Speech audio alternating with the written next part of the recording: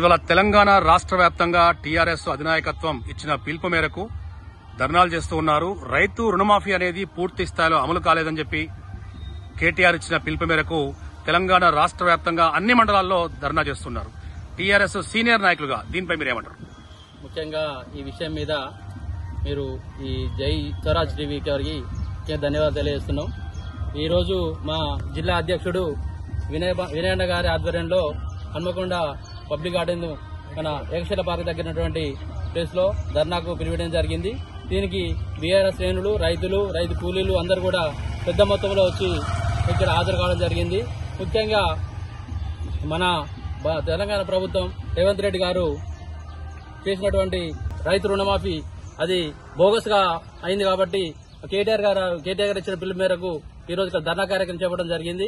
ఇందులో 2 లక్షల రుణమాఫీ అని రైతులను మోసం చేసినటువంటి కార్యక్రమంలో ఈ రోజు రైతులందరూ కూడా చాలా కోపంగా ఉన్నారు. వాళ్ళందరూ కూడా స్వచ్ఛందంగా వచ్చి ధర్నా చేయడానికి పూనుకున్నారు. ఇక్కడ అదేవిధంగా ఆయన ఇచ్చినటువంటి 2 లక్షల రుణమాఫీలో ఇప్పటివరకు ఇచ్చింది 75,000 కోట్లు కాబట్టి అన్ని రైతులకు రుణమాఫీ చేసినామని చెప్పిండు. గత ప్రభుత్వంలో కేసీఆర్ గారు 1 లక్ష రూపాయలు రుణమాఫీకే 17,000 కోట్లు అయితే ఈయన 2 లక్షల రుణమాఫీకి 7,500 కోట్లు ఇచ్చి మొత్తం రుణమాఫీ అయిపోయిందని మొత్తం రుణమాఫీ చేసినామని చెప్పి ప్రజలను మోసం చేసింది. కాబట్టి మన బీఆర్ఎస్ పక్షాన ఇక్కడ మా వినయన్న ఆధ్వర్యంలో ఇక్కడ రైతుల ద్వారా రైతుల పక్షాన అందరం కూడా ధర్నాకి పూనుకోవడం జరిగింది. ఆయన రైతులను మోసం చేయడం కాకుండా 6 గ్యారెంటీల మీద ప్రజలందరినీ కూడా ప్రతి ఒక్క వర్గాన్ని కూడా మోసం చేసి అధికారులకు వాగ్దానాలతో అధికారులు వచ్చి మళ్ళా అధికారంలోకి వచ్చినా కూడా ప్రజల్ని మోసం చేస్తున్నాడు. అన్ని వర్గాల వారిని, అన్ని కులాలను, మతాలను కూడా మోసం చేసి అందరూ కూడా మోసం ప్రభుత్వంగా ఒక మోసపూరితమైన కాంగ్రెస్ ప్రభుత్వం అంటేనే ఒక మోసపూరితమైన ప్రభుత్వం అని నిరూపించుకున్నాం. మళ్ళొకసారి ఈ రోజు వచ్చినందుకు కాంగ్రెస్ ప్రభుత్వం వచ్చిన దానికి ప్రజలు చాలా బాధపడుతున్నారు.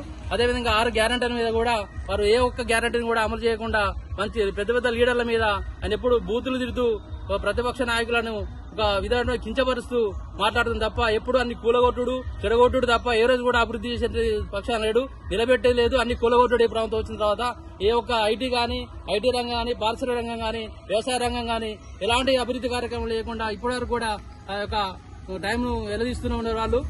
ఈ యొక్క ప్రభుత్వానికి బుద్ధి చెప్పడానికి రైతులందరూ, అదేవిధంగా బీఆర్ఎస్ పక్షాన ప్రజలందరూ కూడా, బీఆర్ఎస్ పార్టీ కార్యకర్తలు కూడా అందరూ కూడా చాలా కష్టం ఉన్నారు. కాబట్టి వీరందరినీ ప్రభుత్వాన్ని కూలగొట్టడం కోసం ప్రజలే కూలగొడతారని మేమందరం కోరుకుంటున్నాం. అదేవిధంగా ఇంకోటి తెలంగాణ తల్లి విగ్రహం పెట్టమంటే రాజీవ్ గాంధీ విగ్రహం పెడతా అని అదొక ఆజ్ఞాన్ని ముంగట తీసుకొచ్చిండు. ఎందుకంటే ఇవన్నీ కూడా ప్రజల యొక్క దృష్టి మలచడం కోసం అది చేస్తున్న కార్యక్రమం తప్ప ఏది కూడా నా తెలంగాణ ప్రేమ గానీ, తెలంగాణ తల్లి మీద గానీ ప్రేమ లేనటువంటి వ్యక్తి ఈ రోజు నాకు ముఖ్యమంత్రి కావడం దౌర్భాగ్యం. ఎందుకంటే ఒక తెలంగాణ మీద ప్రేమ ఉన్నోడు ఇలాంటి కార్యక్రమాలు చేయడు. తెలంగాణ ప్రేమన్న ముఖ్యమంత్రి మనం ఎన్నుకోలే కాబట్టి మనం అనుభవించాల్సి వస్తుంది.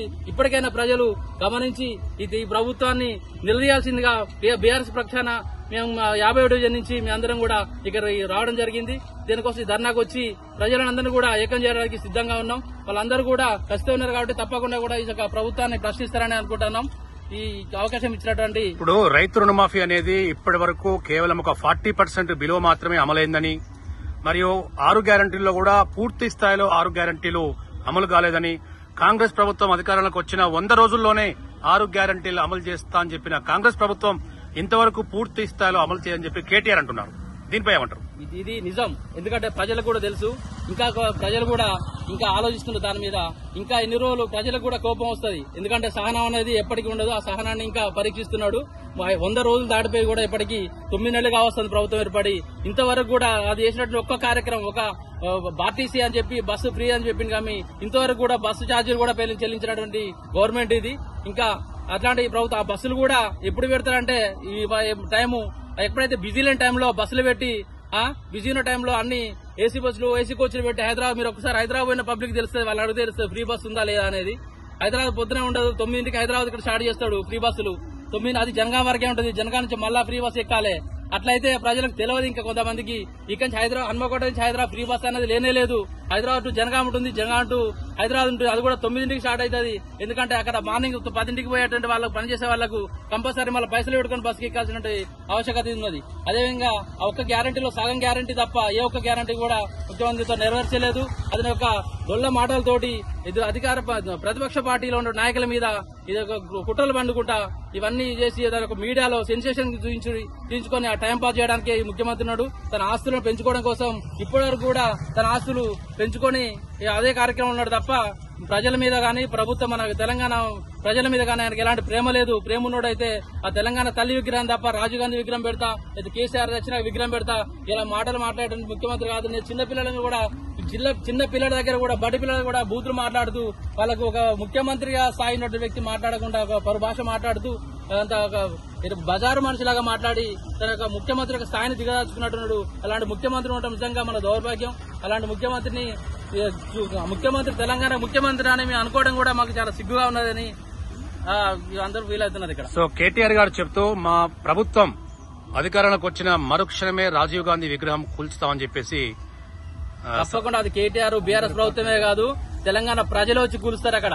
తెలంగాణ కేటీఆర్ గారు మనసులో ఉన్న ప్రజల మనసులో ఏదైతుందో కేటీఆర్ అదే చెప్తున్నారు. ఇప్పుడు మరి కేటీఆర్ గారు వారి ప్రజల యొక్క మనోభావాలను ఆలోచించే ఈ విషయం చెప్తున్నాడు. ప్రతి ఒక్కరికి కూడా కోపంగా ఉన్నది. ఎందుకంటే అక్కడ ఉండాల్సిన తెలంగాణ ఇంతకుముందు కేసీఆర్ ప్రభుత్వం తెలంగాణ తల్లి విగ్రహాన్ని ప్రతిష్ఠిస్తామని చెప్పిండు. ఇక రాజీవ్ గాంధీ విగ్రహంలో అయితే కేసీఆర్ విగ్రహం వాళ్ళు ఇంకెవరో విగ్రహాన్ని ఇస్తానని చెప్పలేదు.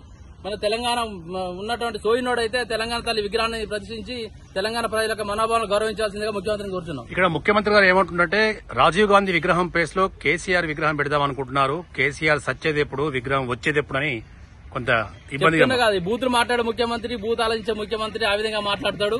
తప్పకుండా ఆయనకి మంచి అనే ఆలోచన రాదు. ఎప్పుడు మైండ్ లో చెడు ఆలోచన ఉంది కాబట్టి అలాంటి ముఖ్యమంత్రికి చెడు ఆలోచనలు వస్తాయి. ఎదురు వ్యక్తి ప్రతిపక్షంలో కూడా గుమ్మరంగా మంచిగా మాట్లాడుతున్న వ్యక్తుల మీద కూడా ఎలాంటి మాటలు ప్రతిపక్ష నాయకులు లెక్క మాట్లాడుతున్నాడు. అధికార పక్షం ముఖ్యమంత్రి సోయి మర్చిపోయి నేను కూడా ప్రతిపక్ష నాయకుడిని ఇంకా అనే ఉద్దేశం మీద మాట్లాడుతున్నాడు. కాబట్టి దయచేసి ఈ ముఖ్యమంత్రికి ఆ భగవంతుడు మంచి మాటలు మంచి బుద్ధిని నేర్పాలని కోరుకుంటూ